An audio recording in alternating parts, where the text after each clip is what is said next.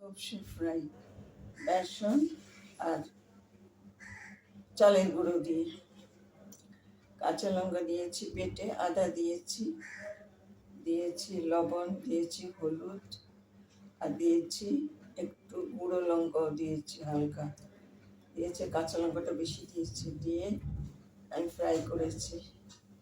আর করেছি চিংড়ির ভাপা, একটু বড় বড় চিংড়ি, আর এখন সব চিংড়ি দিয়ে জল বেরিয়ে যায়, যত নিংড়ে দিচ্ছি তাও।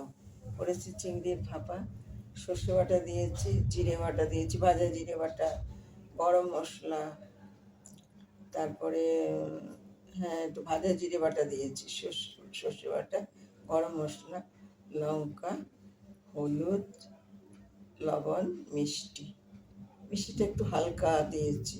চিংড়ি মাছটা একটু মিষ্টি না দিলে ভালো লাগে না। দিয়ে আমি কাঁচা তেল দিয়ে সব মেখে টিফিন কোটে বসিয়ে দিয়েছি, কড়াতে জলে ভাপা।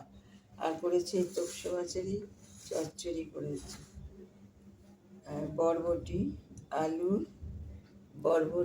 আলু, এই যে আলু, আর আছে কাঁঠাল বিচি, এসব ঢুকে পড়েছে ভেতরে, এই যে বেরিয়েছে কাঁঠাল বিচি।